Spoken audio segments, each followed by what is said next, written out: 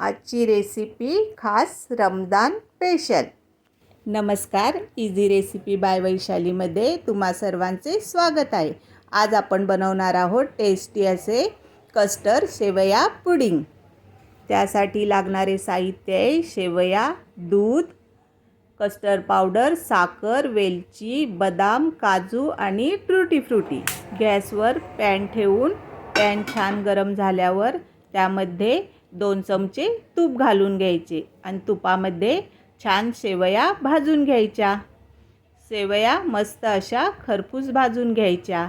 शेवया छान खरपूस भाजल्या की असा मस्त कलर चेंज होतो। त्यामध्ये अगदी थोडी म्हणजे 2 चमचे साखर टाकून सर्व छान हलवून घ्यायचे आणि शेवया शिजण्यासाठी अर्धी वाटी दूध घालून घ्यायचे। जास्त शेवया शिजवायच्या नाहीयेत, थोड्या कडकच ठेवायच्या आणि 5 मिनिटं छान सर्व हलवून झाकून शिजवून घ्यायचे।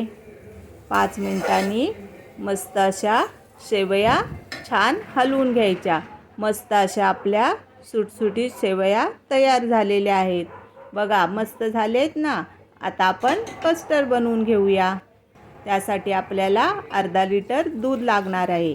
ते एका कढईमध्ये घालून घ्यायचे आणि थोडे कोमट झाले की 2 चमचे दूध एका बाउलमध्ये काढून घेऊन त्यामध्ये कस्टर्ड पावडर घालून घ्यायची आणि छान मिक्स करून घ्यायची।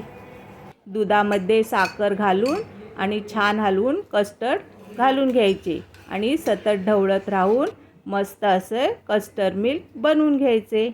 मस्त असं घट्ट कस्टर्ड मिल्क तयार झालंय। आता त्यामध्ये वेलची पावडर, थोडे काजू, बदाम घालून सर्व असं छान हलवून घ्यायचं।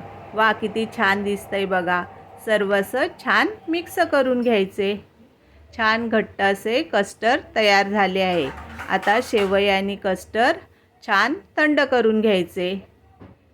मग आपण पुडिंग सेट करून घेणार आहोत।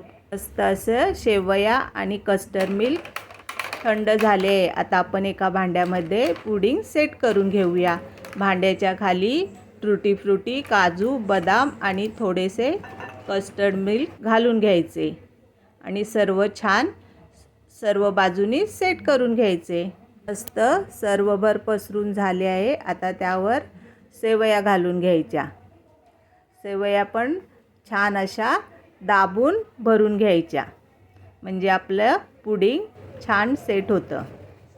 सर्व बाजूनी अशा मस्त दाबून शेवया भरून घ्यायच्या आणि वरून पुन्हा कस्टर्ड घालून घ्यायचे। सर्व बाजूनी छान पसरवून त्यावर ट्रुटी फ्रुटी, काजू, बदाम घालून घेऊन पुन्हा वरून शेवया घालून घ्यायच्या आणि शेवया छान दाबून भरायच्या आणि वरून पुन्हा कस्टर्ड मिल्क, काजू, बदाम आणि ट्रुटी फ्रुटी घालून घ्यायचे। बघा तयार झाले मस्त असे टेस्टी असे कस्टर्ड पुडिंग। वरून काजू बदाम घालून छान 2 ते 3 तास सेट करून घ्यायचे। बघा दिसते ना मस्त टेस्टी आणि दिसायला पण खूप सुंदर दिसते।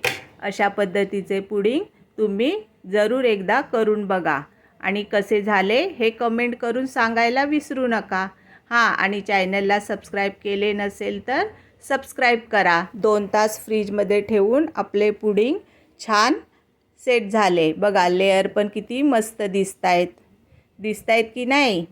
कोणाकोणाला आवडले हे पुडिंग हे कमेंट करून सांगायला विसरू नका आणि पुन्हा भेटूया अशीच एक नवीन रेसिपी घेऊन।